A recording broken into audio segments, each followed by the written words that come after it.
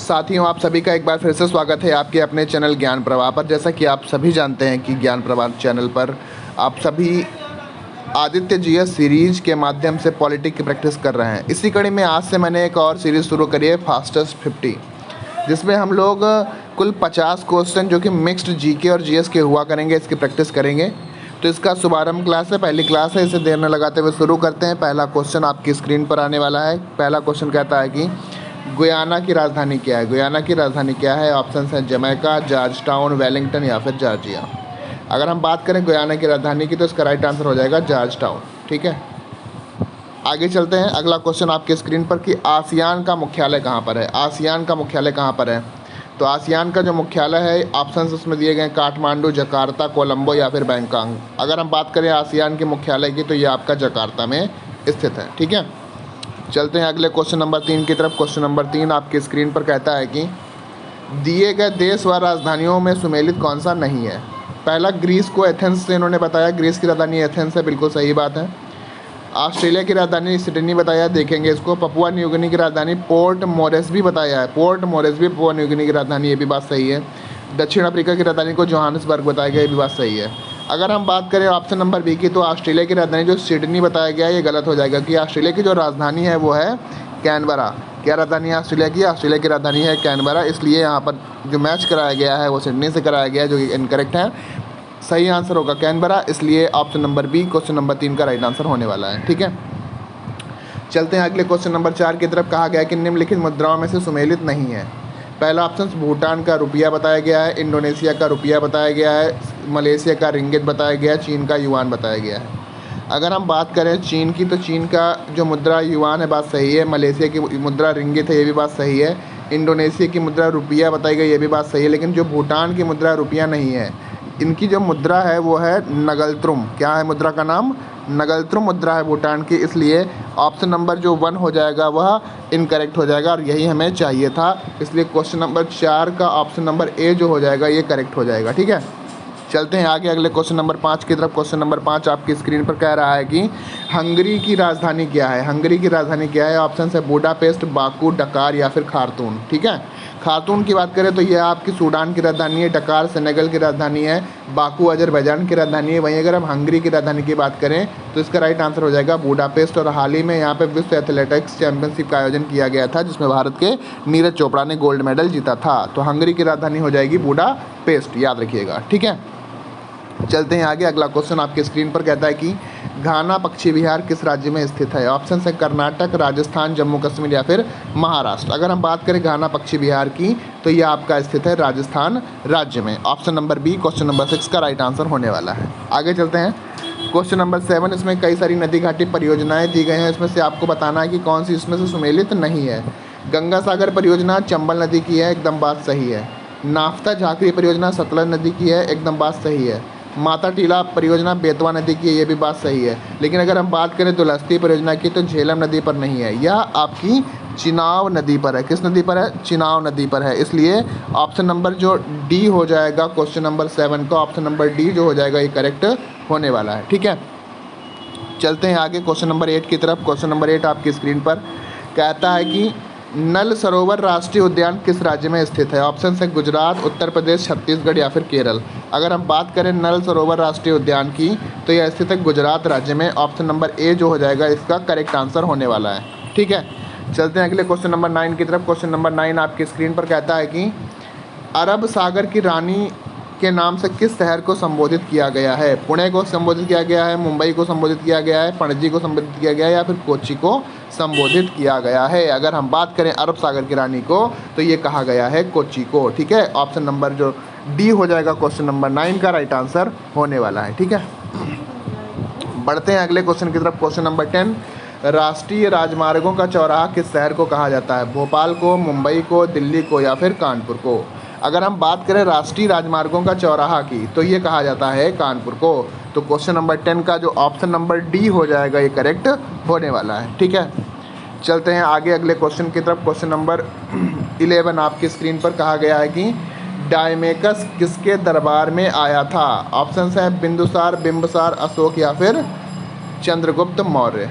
तो डायमेकस जो आया था ये आपका आया था बिंबसार के दरबार में। किसके दरबार में? बिंबिसार के दरबार में आया था। क्वेश्चन नंबर 11 का ऑप्शन नंबर जो बी हो जाएगा वो करेक्ट होने वाला है। ठीक है, आगे चलते हैं। क्वेश्चन नंबर 12 आपके स्क्रीन पर कहा गया कि आग का आविष्कार किस समय हुआ? पूरा पाषाण काल, नव पाषाण काल, मध्य पाषाण काल या फिर कोई नहीं। अगर हम आग के आविष्कार की बात करें तो आग का आविष्कार हुआ था पूरा पाषाण काल में। क्वेश्चन नंबर 12 का ऑप्शन नंबर ए जो हो जाएगा वो राइट आंसर हो जाएगा। चलते हैं आगे क्वेश्चन नंबर 13 की तरफ। क्वेश्चन नंबर 13 आपकी स्क्रीन पर कहता है मनुष्य द्वारा प्रयोग किया जाने वाला प्रथम औजार कौन था? हथौड़ी थी, खुरपा था, कुल्हाड़ी था या फिर भाला था? अगर हम बात करें प्रथम औजार की जिसे मनुष्य ने इस्तेमाल किया था तो इसका राइट आंसर होने वाला है कुल्हाड़ी, जिसे मनुष्य ने प्रथम औजार के रूप में स्थापित किया था। इसलिए ऑप्शन नंबर जो सी हो जाएगा क्वेश्चन नंबर 13 का वो राइट होने वाला है। अगला क्वेश्चन सिंधु घाटी सभ्यता के संबंधित है कि आलमगीरपुर किस नदी के किनारे स्थित है? सिंधु नदी के किनारे, हिंडन नदी के किनारे, गोदावरी के किनारे या भोगवा नदी के किनारे? अगर हम बात करें आलमगीरपुर की तो आलमगीरपुर जो है वह हिंडन नदी के किनारे स्थित है। ये भी कहाँ पर है? मेरठ जिले में है, उत्तर प्रदेश के। ठीक है, चलते हैं आगे क्वेश्चन नंबर 15 की तरफ। क्वेश्चन नंबर 15 आपके स्क्रीन पर कह रहा है कि जुते हुए खेत व नक्काशीदार ईंट के साक्ष्य आपको कहाँ से प्राप्त हुए हैं? कालीबंगा से, लोथल से, सुतका गेंडोर से या फिर दाइमाबाद से? अगर हम बात करें जुते हुए खेत व नक्काशीदार ईंटों की तो हमें प्राप्त हुए हैं कालीबंगा से। ठीक है, क्वेश्चन नंबर 15 का ऑप्शन नंबर ए जो होने वाला है करेक्ट होने वाला है। चलते हैं क्वेश्चन नंबर 16 की तरफ। क्वेश्चन नंबर 16 कहता है सिंधु घाटी सभ्यता के विस्तार के संदर्भ में असत्य क्या है? इसका जो पूर्वी विस्तार था यह आलमगीरपुर की तक था, ये भी बात सही है। पश्चिम विस्तार जो था ये सुतका गेंडोर तक था जो कि बलूचिस्तान में स्थित है, ये भी बात सही है। उत्तरी विस्तार जो था मांडा जम्मू कश्मीर में, यहाँ तक था, बात सही है। अगर हम बात करें दक्षिणी विस्तार की तो ये लोथल में नहीं था, लोथल में ना होकर के था दायमाबाद तक था। इसलिए इस क्वेश्चन का जो ऑप्शन नंबर डी हो जाएगा वो इनकरेक्ट हो जाएगा और यही हमें छांटना था। क्वेश्चन नंबर 16 का राइट आंसर हो जाएगा ऑप्शन नंबर डी। ठीक है, तो option number D right answer होने वाला क्वेश्चन नंबर 16 का। चलते हैं आगे। क्वेश्चन नंबर 17 आपकी स्क्रीन पर आ रहा है, कह रहा है कि आत्मीय सभा की स्थापना किसने की थी? ऑप्शन है बाल गंगाधर तिलक, सुभाष चंद्र बोस, ईश्वर चंद्र विद्यासागर या फिर राजा राम मोहन राय। तो अगर हम बात करें आत्मीय सभा की स्थापना की तो ये स्थापना की गई थी राजा राम मोहन राय के द्वारा। आत्मीय सभा की नींव किसने रखी थी? राजा राम मोहन राय ने। इसलिए क्वेश्चन नंबर 17 का ऑप्शन नंबर डी जो हो जाएगा वो करेक्ट आंसर होने वाला है। चलते हैं आगे। अगला क्वेश्चन आपके स्क्रीन पर कह रहा है कि थियोसॉफिकल सोसाइटी की स्थापना किसने की थी? कर्नल अल्कार्ट ने की थी, मैडम ब्लेवेटस्की ने की थी, एनी बेसेंट ने की थी या ए तथा बी? अगर हम बात करें थियोसॉफिकल सोसाइटी की स्थापना की तो यह की गई थी कर्नल अल्कार्ट और मैडम ब्लेवेटस्की के द्वारा। इसलिए जो ऑप्शन नंबर डी हो जाएगा क्वेश्चन नंबर 18 का वह आपका राइट आंसर होने वाला है, A and B for question number 18। आगे बढ़ते हैं क्वेश्चन नंबर 19 की तरफ चलते हैं। क्वेश्चन नंबर 19 आपकी स्क्रीन पर कह रहा है कि साइमन कमीशन भारत कब आया था? ऑप्शन है 8 नवंबर 1927 को, 3 फरवरी 1928 को, 12 मार्च 1930 को और 4 मार्च 1931 को। अगर हम इसकी बात करें तो साइमन कमीशन का गठन हुआ था 8 नवंबर 1927 को, लेकिन यह जो भारत आया था यह आया था 3 मार्च 1928 को। भारत आया था 3 मार्च 1928 को। वहीं अगर हम बात करें 12 मार्च 1930 की तो इस दिन महात्मा गांधी ने दांडी यात्रा का शुभारंभ किया था। वह 4 मार्च 1931 को गांधी इरविन समझौता हुआ था। अगर हम बात करें करेक्ट आंसर की क्वेश्चन नंबर 19 के तो हो जाएगा 3 फरवरी 1928 को साइमन कमीशन भारत आया था। तो ऑप्शन नंबर 20 का करेक्ट हो जाएगा। चलते हैं आगे। अगला क्वेश्चन आपके स्क्रीन पर कहा गया है कि भारत के पहले समाचार पत्र बंगाल गजट के संस्थापक कौन थे? विलियम कैरी थे, जेम्स ऑस्टम हिक्की थे, राजा राम मोहन राय थे या फिर रॉबर्ट नाइट थे? अगर हम बात करें भारत के पहले समाचार पत्र बंगाल गजट के संस्थापक के तो वो थे जेम्स ऑस्टम हिक्की। क्वेश्चन नंबर 20 का ऑप्शन नंबर जो बी हो जाएगा ये करेक्ट आंसर हो जाएगा। ठीक है, आगे चलते हैं क्वेश्चन नंबर 21 की तरफ। क्वेश्चन नंबर 21 आपकी स्क्रीन पर कह रहा है कि अंतरजातीय विवाह से संबंधित नेटिव मैरिज एक्ट 1972 के समय गवर्नर जनरल कौन था? नॉर्थब्रुक थे, मेयो थे, रिपन थे या फिर लिटन थे? अगर हम बात करें अंतरजातीय विवाह के संदर्भ में नेटिव मैरिज एक्ट 1872 की तो इस समय जो गवर्नर जनरल थे वह थे Northbrook. Option number A question number 21 का राइट होने वाला है। आगे चलते हैं क्वेश्चन नंबर 22 की तरफ। इसमें कह रहा है कि हमारे राष्ट्रीय ध्वज की लंबाई तथा चौड़ाई का अनुपात कितना होता है? 2:3 होता है, 1:3 होता है, 3:1 होता है या 3:2 होता है? अगर हम बात करें अपने राष्ट्रीय ध्वज की तो इसे तिरंगा कहा जाता है, आप सभी जानते हैं, और इसे अपनाया गया था 22 जुलाई 1947 को। और इसमें अगर हम बात करें लंबाई और चौड़ाई के अनुपात की तो ये होता है 3:2, जिसमें लंबाई का अनुपात 3 होता है और चौड़ाई का अनुपात 2 होता है, जो कि हमें दिख रहा है ऑप्शन नंबर डी पर। Option number D for question number 22 क्या हो जाएगा, करेक्ट हो जाएगा। चलते हैं अगले क्वेश्चन की तरफ। क्वेश्चन नंबर 23 आपकी स्क्रीन पर इसमें कहा गया है कि हमारे राष्ट्रीय ध्वज को कब अपनाया गया था। 24 जनवरी 1950 को, 26 जनवरी 1950 को, 15 अगस्त 1947 को या फिर 22 जुलाई 1947 को। अभी हमने पिछले क्वेश्चन में डिस्कस किया था, इसका राइट आंसर हो जाएगा 22 जुलाई 1947, जो कि आपके ऑप्शन नंबर डी में मिल रहा है। ठीक है, चलते हैं आगे क्वेश्चन नंबर 24 की तरफ। इसमें कहा गया है कि अशोक स्तंभ में जो सिंहों की संख्या है, सिंहों की संख्या है वो कितनी है, 3 है, 4 है, 5 है या फिर 6 है। अगर हम बात करें अशोक स्तंभ में सिंहों की संख्या की तो अशोक स्तंभ में कुल 4 सिंह पाए जाते हैं, जो कि ऑप्शन नंबर बी में हमें ऑप्शन 4 दिख रहा है। तो ऑप्शन नंबर बी जो हो जाएगा क्वेश्चन नंबर 24 का राइट आंसर होने वाला है। आगे चलते हैं, क्वेश्चन नंबर 25 कह रहा है कि कांग्रेस के किस अधिवेशन में सर्वप्रथम राष्ट्रगान गाया गया।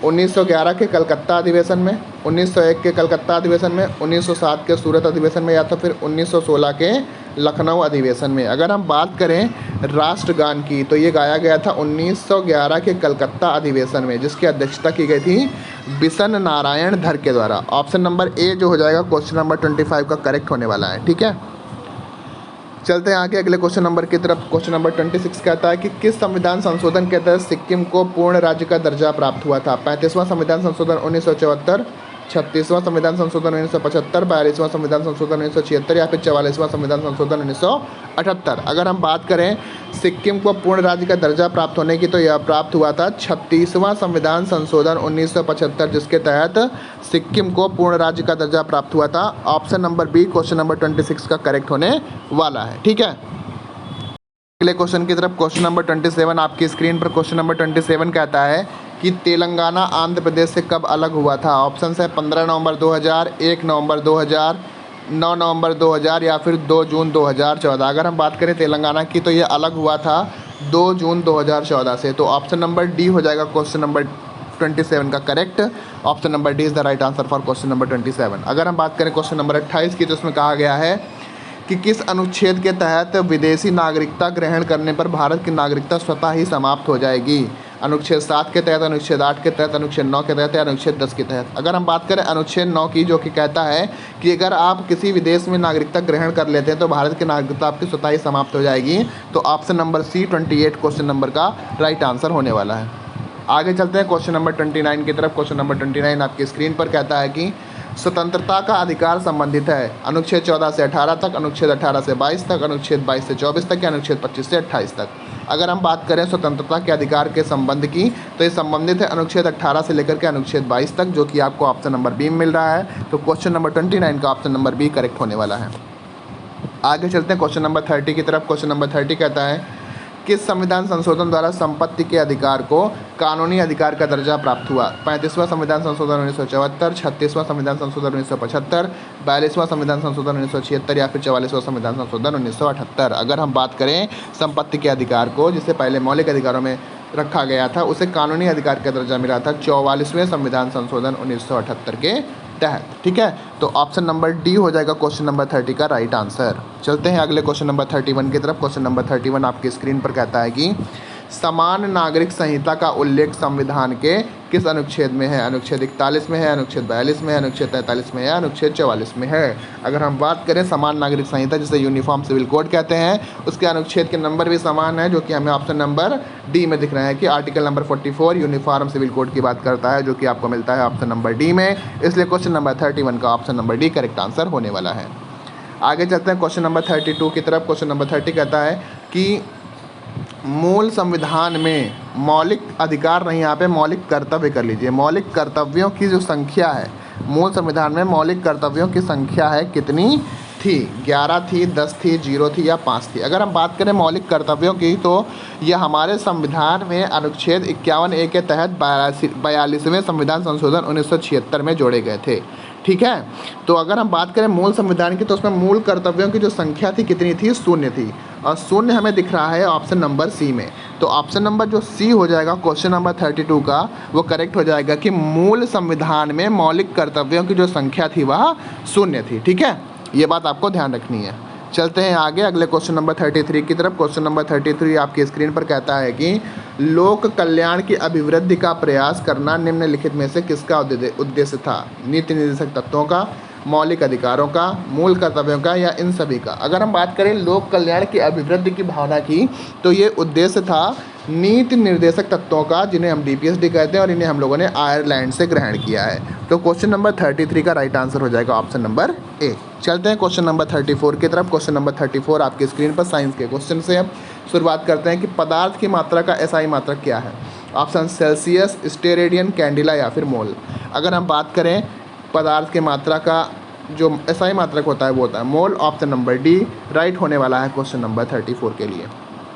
आगे चलते हैं क्वेश्चन नंबर 35 की तरफ। इसमें कहता है निम्नलिखित में से सदिश राशि नहीं है। अगर हम बात करें ऑप्शन विस्थापन, ये सदिश राशि है, त्वरण ये भी सदिश राशि है, बल ये भी सदिश राशि है, लेकिन अगर हम बात करें विद्युत धारा की तो ये सदिश राशि ना होकर के अदिश राशि है, इसलिए क्वेश्चन नंबर 35 का ऑप्शन नंबर डी करेक्ट होने वाला है। आगे चलते हैं क्वेश्चन नंबर 36 की तरफ। कह रहा है कि रॉकेट का उड़ना न्यूटन के किस गति नियम के संबंधित है? गतिक नियम से संबंधित है। जड़त्व के नियम से, जो कि पहला नियम होता है न्यूटन की गति का, न्यूटन की गति का दूसरा नियम, या न्यूटन की गति का तीसरा नियम। अगर हम बात करें न्यूटन की गति के तीसरे नियम की, जिसमें कहता है कि प्रत्येक क्रिया के विपरीत प्रतिक्रिया होती है, और रॉकेट भी इसी सिद्धांत पर कार्य करता है। रॉकेट भी इसी सिद्धांत पर कार्य करता है, इसलिए ऑप्शन नंबर जो सी हो जाएगा क्वेश्चन नंबर 36 का वो राइट आंसर होने वाला है कि न्यूटन के गति के तीसरे नियम पर रॉकेट का उड़ना निर्भर करता है। ठीक है, आगे चलते हैं क्वेश्चन नंबर 37 की तरफ। क्वेश्चन नंबर 37 कहता है डायनमो ऊर्जा का रूपांतरण करता है। कैसे? ध्वनि ऊर्जा को विद्युत ऊर्जा में कन्वर्ट करता है, या विद्युत ऊर्जा को यांत्रिक ऊर्जा में कन्वर्ट करता है, रासायनिक ऊर्जा को विद्युत ऊर्जा में कन्वर्ट करता है, या फिर यांत्रिक ऊर्जा को विद्युत ऊर्जा में कन्वर्ट करता है। अगर हम बात करें डायनमो की, तो डायनमो क्या करता है? यांत्रिक ऊर्जा को विद्युत ऊर्जा में कन्वर्ट करने का कार्य करता है, इसलिए क्वेश्चन नंबर 37 का ऑप्शन नंबर जो डी हो जाएगा वो करेक्ट हो जाएगा। आगे चलते हैं, कहता है कि दिगंशी क्वांटम संख्या क्या प्रदर्शित करती है? दिगंशी क्वांटम संख्या क्या प्रदर्शित करती है? इलेक्ट्रॉन का मुख्य ऊर्जा स्तर, कक्षक की आकृति, उप ऊर्जा स्तर, या फिर चक्रण की दिशा। अगर हम बात करें दिगंशी क्वांटम संख्या की, तो यह कक्षक की आकृति को प्रदर्शित करती है। क्वेश्चन नंबर 38 का ऑप्शन नंबर जो बी हो जाएगा ये करेक्ट आंसर होने वाला है। बढ़ते हैं क्वेश्चन नंबर 39 की तरफ। क्वेश्चन नंबर 39 कहता है कि लेंथेनाइट श्रेणी में के तत्वों के संदर्भ में इसमें से उचित विकल्प क्या है? कि यह परमाणु संख्या 89 से 103 तक के तत्वों का समूह है, या परमाणु संख्या 57 से लेकर के 71 तक के तत्वों का समूह है, इन्हें हैलोजन कहा जाता है, या यह सभी क्षार धातुओं की श्रेणी में आती हैं। तो इसमें से ऑप्शन नंबर अगर हम करेक्ट की बात करें तो ये करेक्ट आंसर हो जाएगा कि परमाणु संख्या 57 से लेकर के 71 तक के जो तत्वों का समूह है या लेंथेनाइट श्रेणी में आता है, जो कि आपको दिख रहा है ऑप्शन नंबर बी में। तो ऑप्शन नंबर बी हो जाएगा क्वेश्चन नंबर 39 का राइट आंसर। आगे अगला क्वेश्चन बायोलॉजी से रिलेटेड या केमिस्ट्री से कह सकते हैं कि सेब में कौन सा अम्ल पाया जाता है? टार्टरिक अम्ल, एसिटिक अम्ल, ऑक्सैलिक अम्ल, या फिर मैलिक अम्ल। अगर हम बात करें टार्टरिक अम्ल की, तो या तो इमली में पाया जाता है, एसिटिक अम्ल सिरका में पाया जाता है, ऑक्सैलिक अम्ल टमाटर में पाया जाता है। वहीं अगर मैलिक अम्ल की बात करें तो ये पाया जाता है आपका सेब में। तो ऑप्शन नंबर डी हो जाएगा क्वेश्चन नंबर 40 का राइट आंसर। चलते हैं क्वेश्चन नंबर 41 की तरफ। क्वेश्चन नंबर 41 आपकी स्क्रीन पर कह रहा है कि कीटों के अध्ययन को किस नाम से जाना जाता है? इक्थियोलॉजी, एंटोमोलॉजी, ऑर्निथोलॉजी, या फिर सौरोलॉजी। अगर हम बात करें इक्थियोलॉजी की, तो इक्थियोलॉजी होता है मछलियों का अध्ययन होता है। अगर हम बात करें एंटोमोलॉजी को, उसे कहते हैं कीटों का अध्ययन। एंटोमोलॉजी कीटों का अध्ययन होता है, ऑर्निथोलॉजी पक्षियों का अध्ययन, जबकि सौरोलॉजी छिपकलियों का अध्ययन हो जाएगा। हमें पूछ रहा है किसका? कीटों का अध्ययन, जो कि आपको मिलता है ऑप्शन नंबर बी पर, एंटेमोलॉजी। ऑप्शन नंबर बी जो हो जाएगा क्वेश्चन नंबर 41 का करेक्ट आंसर हो जाएगा। क्वेश्चन नंबर 42 की बात करें, जीवित कोशिका की खोज किसने की है? ऑप्शंस कहता है रॉबर्ट हुक ने, रॉबर्ट ब्राउन ने, ल्यूवेनहॉक ने, या फिर फंक ने। अगर हम बात करें कोशिका की, तो कोशिका की सर्वप्रथम खोज की गई थी रॉबर्ट हुक के द्वारा, लेकिन वह जीवित कोशिका नहीं थी। अगर हम जीवित कोशिका की बात करें तो इसे खोजा गया था ल्यूवेनहॉक के द्वारा। ल्यूवेनहॉक के द्वारा जीवित कोशिका को खोजा गया था। वहीं रॉबर्ट ब्राउन ने केंद्रक की खोज की थी। अगर विटामिन की बात करें तो विटामिन की खोज की थी फंक ने। तो ऑप्शन नंबर सी हो जाएगा क्वेश्चन नंबर 42 का राइट आंसर। ठीक है, चलते हैं आगे क्वेश्चन नंबर 43 की तरफ। क्वेश्चन नंबर 43 आपकी स्क्रीन पर कहता है कि आरएनए में निम्नलिखित में से कौन सा क्षार नहीं पाया जाता है? एडेनिन, ग्वानिन, थाइमिन या साइटोसिन। अगर हम बात करें आरएनए के क्षारों की तो इसमें आपका एडेनिन पाया जाता है, ग्वानिन पाया जाता है, साइटोसिन पाया जाता है, लेकिन थाइमिन नहीं पाया जाता है। इसकी जगह पे पाया जाता है यूरेसिल। यूरेसिल पाया जाता है थाइमिन की जगह पे। इसलिए आपका जो ऑप्शन नंबर सी हो जाएगा, ऑप्शन नंबर सी हो जाएगा, वो हो जाएगा इनकरेक्ट, क्योंकि यही करेक्ट हो जाएगा, क्योंकि यही जो है आरएनए में नहीं पाया जाता है। ऑप्शन नंबर सी जो हो जाएगा राइट आंसर हो जाएगा। ठीक है, आगे चलते हैं क्वेश्चन नंबर 44 की तरफ। कह रहा है कि एथलीट फुट बीमारी के लिए उत्तरदायी कवक कौन सा है? एकेडिस स्केपीज है, ट्राइकोफाइटान है, टीनिया पेटिस है या फिर टीनिया कैपिटिस है। अगर हम बात करें टीनिया कैपिटिस की तो ये गंजेपन से रिलेटेड है। किससे रिलेटेड है? गंजापन से। ठीक है, अगर हम बात करें एकेडिस स्केपीज की तो ये खाज से रिलेटेड है। ठीक है, अगर हम ट्राइकोफाइटान की बात करें तो ये दाद से रिलेटेड है। अब बचा कौन सा? Taenia patties. टीनिया पेटिस जो है या एथलीट फुट बीमारी से रिलेटेड है। एथलीट फुट बीमारी से कौन सा ऑप्शन सही हो जाएगा? तो ये ऑप्शन नंबर सी करेक्ट होने वाला है। एथलीट फुट टीनिया पेटिस कवक से होता है। Option number C question number 44 का राइट आंसर होने वाला है। ठीक है, बढ़ते हैं आगे। क्वेश्चन नंबर 45 आपके स्क्रीन पर कहता है कि रक्त का पीएच मान कितना होता है? 7.4 होता है, 7.0 होता है, 6.4 होता है या 8.5 होता है। अगर हम बात करें रक्त के पीएच की तो ये होता है आपका 7.4। ऑप्शन नंबर ए पर आपका राइट आंसर होने वाला है क्वेश्चन नंबर 45 का। अगर हम बात करें क्वेश्चन नंबर 46 की तो कह रहा है कि इंसुलिन की खोज किसने की थी? इंसुलिन की खोज की थी पैलेड के द्वारा की गई थी, वेटिंग एवा वेस्ट के द्वारा की गई थी, स्लाइडन या स्वान के द्वारा की गई थी। यहाँ पे स्वयं हो गया, स्वान होना चाहिए। ठीक है, और विलियम हार्वे के द्वारा की गई थी। तो विलियम हार्वे ने रुधिर परिसंचरण की खोज की थी, स्लाइडन एवं स्वान ने कोशिका सिद्धांत दिया था। अगर हम बात करें इंसुलिन की खोज की तो यह की गई थी वेटिंग एंड वेस्ट के द्वारा। इन्होंने इंसुलिन की खोज की थी। ठीक है, और इंसुलिन जो होता है अगर न्यासा की लैंगरहिंस के जो द्वीपिकाएँ होती हैं उसकी बीटा सेल से स्रावित होता है। तो क्वेश्चन नंबर 46 का जो राइट आंसर होने वाला है ऑप्शन नंबर बी होने वाला है। चलते हैं आगे क्वेश्चन नंबर 47 की तरफ। क्वेश्चन नंबर 47 आपकी स्क्रीन पर कह रहा है कि वृक्क की क्रियात्मक इकाई इसमें से कौन सी है? न्यूरॉन है, मेड्यूला है, कॉर्टेक्स है या फिर नेफ्रॉन है। ठीक है, तो नर्वस सिस्टम की जो क्रियात्मक इकाई होती है वह होती है न्यूरॉन, लेकिन यहाँ पे पूछ रहा है कौन सा? वृक्क की जो क्रियात्मक इकाई है वह कौन सी होती है? ये होती है नेफ्रॉन होती है। कौन सी होती है? नेफ्रॉन होती है। तो क्वेश्चन नंबर 47 का ऑप्शन नंबर जो डी हो जाएगा नेफ्रॉन, ये करेक्ट आंसर होने वाला है। ठीक है, चलते हैं आगे क्वेश्चन नंबर 48 की तरफ। क्वेश्चन नंबर 48 आपके स्क्रीन पर कह रहा है कि फैलेंजेस अस्थि का संबंध किस अंग से है?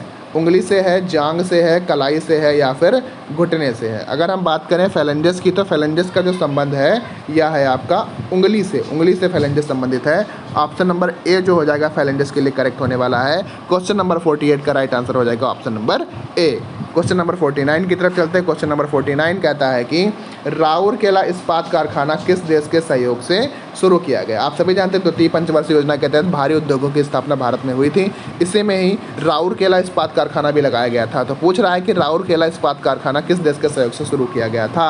ब्रिटेन के सहयोग से शुरू किया गया था, सोवियत संघ के सहयोग से शुरू किया गया था, जर्मनी के सहयोग से शुरू किया गया था या फ्रांस के सहयोग से शुरू किया गया था? अगर हम बात करें राउरकेला इस्पात संयंत्र के कारखाने की तो यह जर्मनी के सहयोग से स्टार्ट किया गया था। किसके सहयोग से? जर्मनी के सहयोग से स्टार्ट किया गया था। Option number C question number 49 का राइट आंसर होने वाला है। और आज का लास्ट क्वेश्चन आपके स्क्रीन पर कह रहा है कि रोलिंग प्लान का सुझाव किसके द्वारा दिया गया था? पीसी महालनोबिस के द्वारा, डीपी धर के द्वारा, गाडगिल के द्वारा या फिर गुन्नार मेडल के द्वारा। अगर हम बात करें रोलिंग प्लान की तो इसका सुझाव दिया गया था गुन्नार मेडल के द्वारा 5वीं पंचवर्षीय योजना के पश्चात। तो option number D question number 50 का करेक्ट होने वाला है। आशा करता हूँ आपको वीडियो पसंद आया होगा। 50 में से कितने क्वेश्चंस आपने सही करे ये कमेंट बॉक्स में कमेंट अवश्य करिएगा और वीडियो को अंत तक देखते हुए इन क्वेश्चंस का लाभ उठाइएगा। वीडियो को खूब शेयर करिएगा, चैनल को सब्सक्राइब करिएगा और वीडियो को लाइक करिएगा। वीडियो से जुड़े रहने के लिए आपका धन्यवाद। नमस्कार।